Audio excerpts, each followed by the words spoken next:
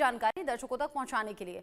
आगे बढ़ेंगे, अगली बड़ी खबर। अमेरिका से डिपोर्ट किया गया है तीसरा जत्था जो कि अमृतसर पहुंच गया है। ये वो 112 भारतीय है जो कि इलीगल तरीके से अमेरिका में रह रहे थे। 112 भारतीयों को लेकर पहुंचा है अमेरिकी विमान। सबसे ज्यादा हरियाणा, गुजरात के लोग यहां पर शामिल हैं। पहले भी 2 बार अवैध प्रवासियों को अमेरिका भेज चुका है। अब तक कुल मिलाकर यह आंकड़ा हो गया है 332 का। 332 लोगों को डिपोर्ट किया जा चुका है और एक बार फिर से उन लोगों को भेजा गया हिंदुस्तान जो कि इलीगल तरीके से अमेरिका में रह रहे थे। यानी कि 112 भारतीय जो कि इलीगल तरीके से अमेरिका में रहते हुए पाए गए, उन्हें वापस भेजा गया है। अब तक 3 बार ऐसा हो चुका है। 3 बार अमेरिका की तरफ से उन भारतीयों को डिपोर्ट किया गया जो कि अवैध तरीके से अमेरिका में बसे थे। सबसे ज्यादा इसमें हरियाणा और गुजरात के लोग हैं जो इस बार अवैध प्रवासी भेजे गए हैं। मेरे साथ में इस पर बात करने के लिए जुड़ गए हैं colonel retired Sanjeet Sirohi ji, defence expert के तौर पर, और group captain retired UK Devnath sir मेरे साथ में जुड़े हुए हैं डिफेंस एक्सपर्ट के तौर पर। आप दोनों का ही बहुत स्वागत। यूके देवनाथ सर, हालांकि पहले से अनुमानित था कि 16 फरवरी को तीसरा जो जत्था है वो भी पहुंचेगा, तीसरा ग्रुप भी पहुंचेगा उन अवैध प्रवासियों का जो कि अमेरिका में बसे हुए हैं। अब जब आ गए हैं गुजरात के, हरियाणा के, इसमें सबसे ज्यादा लोग बताए जा रहे हैं, लेकिन लोगों में चिंता इस बात की भी है, खासतौर से उन परिवारों में चिंता इस बात की है जिन्होंने जैसे तैसे करके अपने बच्चों को अमेरिका भेजा था कि अब फिर वो भी वापस आ जाएंगे और सियासत भी इस पर होगी। पिछली बार भी हमने देखा था, भगवंत मान तो ये कह रहे थे कि बदनाम करने के लिए पंजाब सरकार को ऐसा हो रहा है कि यहीं पर आ रही हैं फ्लाइट्स। हाँ रचना जी, दुख की बात तो ये है कि इस पर सियासत नहीं होनी चाहिए। एक प्योरली मानवीय त्रासदा है, एडमिनिस्ट्रेटिव प्रॉब्लम है। ये दर्शाता है कि देश के अलग अलग हिस्सों में, जैसे पंजाब में भी रोजगार की कितनी कमी है। लोगों को नौकरी नहीं मिल रही है। जब बच्चे 16 साल, 18 साल, 22 साल के हो रहे हैं, शायद उन्होंने कॉलेज में भी पढ़ाई कर ली है, कुछ डिग्रियां हासिल कर ली हैं, लेकिन जब एक बच्चे को लगता है कि इतनी मेहनत के बाद भी उसको एक ढंग की नौकरी नहीं मिलेगी, तो वो सोचता है मैं और कुछ कर लूं। एक और चीज जो हो रही है वो भारत में आस्ते आस्ते कि कई जगह पर कृषि अब जो है वो एक लाभदायी उद्यम नहीं रहा है। किसान दिन भर अपनी खेतों पे मेहनत करता है, अपनी जमा पूंजी इन्वेस्ट करता है, खाद उर्वरक खरीद कर खेत में डालता है। जब वो फसल पैदा होती है, अगर मौसम अच्छा रहा, अच्छी तरह से बारिश हुई, तो उसके बाद जब वो बेचता है तो उसको शायद उतना लाभ नहीं होता है जितनी वो आशा कर रहा था। तो इसीलिए देश से कुछ युवक पलायन करते हैं। ये एक सोशल प्रॉब्लम है। भारत सरकार से ज्यादा स्टेट गवर्नमेंट और स्टेट गवर्नमेंट से ज्यादा समाज को इस उत्तरदायित्व को लेना पड़ेगा कि हम बच्चों को समझाएं कि अगर आपके पास 30 लाख 40 लाख रुपए हैं तो भारत में रह के उद्यमी बनिए। आजकल तो भारत सरकार किसी भी ग्रेजुएट को बहुत आसानी से आसान किस्तों पर उद्यमी बनने के लिए, एंटरप्रेन्योर बनने के लिए लोन भी देती है। शुरुआती 10 लाख अगर वो डालता है तो बाकी 90 लाख तो उसको बैंक से आसानी से मिल जाते हैं। तो गांव में जो बड़े बुजुर्ग हैं, सरपंच है, पंचायत के लोग हैं, उनके लिए बहुत बड़ा रोल है कि वो बच्चों को समझाएं कि गांव में रहो, कस्बे में रहो, मेहनत करो, गांव में ही कुछ एक छोटा सा उद्यम, एंटरप्राइज खोलो, कुछ भी बनाओ, एग्रो प्रोडक्ट्स बनाओ, शहरों में बेचो। जी, आपने बताया कि यहाँ उन युवाओं को ध्यान में रखना चाहिए कि अगर इतने पैसे हैं तो अमेरिका ना जाकर, विदेश ना जाकर, वो अपने देश में रहते हुए कुछ कर सकते हैं। सरकार पूरा सहयोग कर रही है। लेकिन कर्नल संजीत सिरोही जी, जो हालात अभी बने हुए हैं, हम देख रहे हैं यहाँ पंजाब से, हरियाणा से, गुजरात से सबसे ज्यादा ये संख्या है जो कि विदेश जाना चाहते हैं। हालांकि देश के बाकी हिस्सों से भी लोग जाते हैं। ऐसे में सरकार की तरफ से कुछ ऐसे इनिशिएटिव्स नहीं होने चाहिए क्या, जैसे कि युवा विदेश जाने का मन ना बनाकर यहीं पर कुछ करने की सोचें?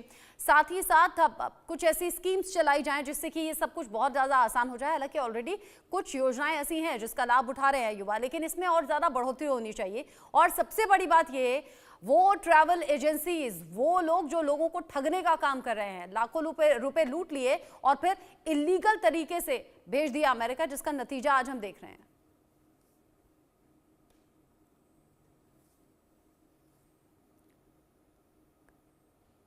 कर्नल सिरोही, अनम्यूट कीजिए खुद को। Okay, sorry. जी। रत्ना जी, जो आपने बहुत अहम सवाल उठाया है और मैं देवनाथ जी, जो ग्रुप कैप्टन देवनाथ जी है, उनके साथ पूरा सहमत हूँ। ये जो प्रॉब्लम है, इसमें कुछ प्रॉब्लम, सोशल प्रॉब्लम इसलिए भी दिखती है कि देखो, ऐसा नहीं है कि भारत के बाकी राज्यों में बहुत ज्यादा नौकरियां हैं। अभी प्रॉब्लम क्या है कि जब पंजाब से कोई बाहर जाते हैं, अमेरिका यूके वगैरह जाते हैं, वहां से वो ऐसी चीजें अपने दोस्तों को, घर वालों को बताते हैं कि जैसे वहां पे बहुत चीज बहुत अच्छा है, वहां पे सब कुछ ठीक ठाक है, वहां से डॉलर आते हैं। तो उस चक्कर में लोग, जो ये नए जो टीनेजर हैं या यंगस्टर्स हैं, जो जवान लोग हैं, वो भी वही दुनिया देखना चाहते हैं, तो उनको गलत सपना दिखाया जाता है। और उसमें सबसे बड़ा रोल जो है ये ह्यूमन ट्रैफिकिंग की जो दलाल है, जो बैठे हुए हैं 40-40, 50-50 लाख रुपए लेके युवकों को कहते हैं कि हम आपको लीगल एंट्री कराएंगे, और जब उनसे पैसे ले लेते हैं तो फिर वो जो है डंकी रूट पे उनको भेज देते हैं। कोई मैक्सिको के थ्रू जा रहा है, कोई कहाँ से जा रहा है। तो इसमें जो है सबसे बड़ी समस्या ये है कि ये सोशल प्रॉब्लम है। बाकी तमिलनाडु का या आंध्र प्रदेश का या कर्नाटका का क्यों नहीं जा रहा, क्यों पंजाब और हरियाणा गुजरात के जा रहे हैं?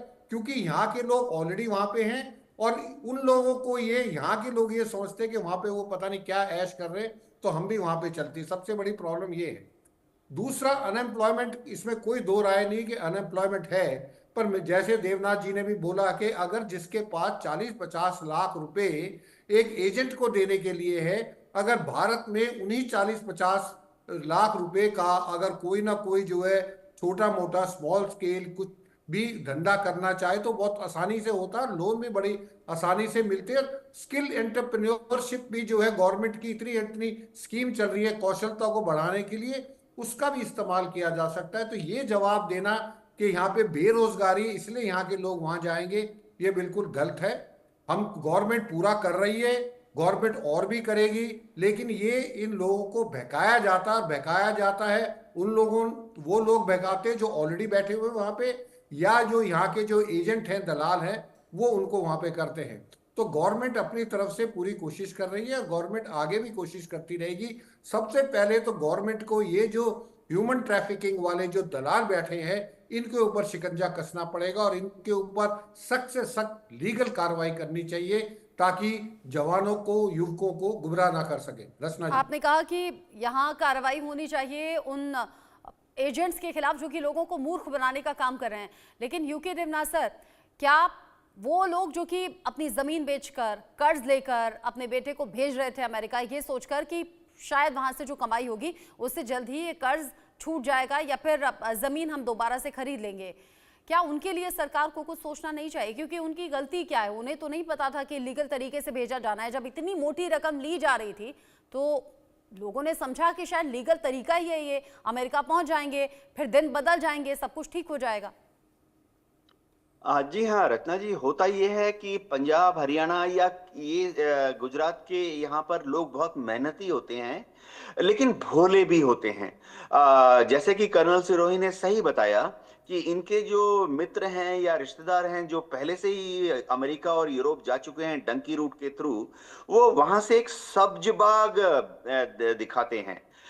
मैं आपको बताता हूँ, जाते हैं अमेरिका या यूरोप में, काम क्या कर रहे हैं, खेतों में टमाटर बो रहे हैं या खेतों में मटर छील रहे हैं। लेकिन जब डॉलर मिलते हैं तो वो घर में जब डॉलर भेजते हैं तो ऐसा दिखाते हैं कि जैसे वो वहां पर कोई बहुत शानदार काम कर रहे हैं, और घर वाले, उनके माँ बाप, उनके जो दोस्त गांव में बैठे हैं, उन्हें लगता है यार इसने तो वहां से लाखों रुपए भेज दिए। उनको नहीं, यहाँ के लोगों को पता नहीं कि वहां पर जब जाते हैं तो जाते वक्त पलायन के रास्ते में कितनी अलग अलग तरह की यातनाएं सहनी पड़ती हैं। जंगलों में, खेतों में, पहाड़ों में, ठंड में, बर्फ के बीच में रहना पड़ता है। तकलीफ कितनी होती है, और तो और खतरा कितना ज्यादा होता है। सारी डिटेल्स आती हैं बीच बीच में। हर साल दर्जनों युवा जो भारत छोड़कर या दुनिया का कोई भी दूसरा देश छोड़कर यूरोप, इंग्लैंड, अमेरिका की तरफ पलायन करते हैं, दर्जनों मारे भी जाते हैं। तो इसमें एडमिनिस्ट्रेशन का एक रोल तो है। मैं आपको बताना चाहता हूं मेरे अनुभव से। देखिए, जब भी कोई एक युवा गांव की तरफ से एक वीसा लेता है, जाहिर बात है कि वो वीसा जब बना रहा है तो टूरिस्ट वीसा बना रहा है या स्टूडेंट वीसा बना रहा है या बिजनेस वीसा बना रहा है, तो एक 5 मिनट का इंटरव्यू जो है विदेश मंत्रालय को कुछ करना पड़ेगा। 5 मिनट के इंटरव्यू से ही पता लग जाएगा कि वो स्टूडेंट वीजा लेकर कैसे जा रहा है यहाँ से कुवैत और फिर कुवैत से आगे पनामा, या वो बिजनेस वीजा लेकर एक अनपढ़ पंजाब का व्यक्ति जिसको एक्सपोर्ट का डेफिनेशन नहीं मालूम, इंपोर्ट का डेफिनेशन नहीं मालूम, फॉरेन एक्सचेंज या रेगुलेशंस नहीं मालूम, वो कैसे बोल रहा है कि वो बिजनेस वीजा लेकर यहाँ से रशिया जा रहा है और फिर रशिया से भागकर अमेरिका या लंदन की तरफ जाता है। 5 मिनट का इंटरव्यू जो है उसकी असलियत बता देगा। एक टूरिस्ट है, क्यों एक पंजाब का लड़का टूरिस्ट बन के जाएगा इटाली, रोम और फिर वहां से गायब होके यूरोप में चला जाएगा, जर्मनी चला जाएगा। 5 मिनट का इंटरव्यू विदेश मंत्रालय को अरेंज करना चाहिए और इनमें से 90% की वहीं पर फिल्ट्रेशन हो जाएगी। जी जी, जिस तरीके से यहाँ सब्जबाग दिखाए जाते हैं, अच्छा पैसा कमा लेंगे, ये मुनाफे का सपना दिखाया जाता है, लेकिन सच्चाई ये है कि अब धीरे धीरे करके वो सभी लोग अमेरिका से वापस भेजे जा रहे हैं जो कि इलीगल तरीके से वहाँ पर पहुँच गए थे। बहुत शुक्रिया आप दोनों का ही इंडिया न्यूज़ के साथ जुड़ने के लिए। आज तीसरा जो ग्रुप है वो भेजा गया और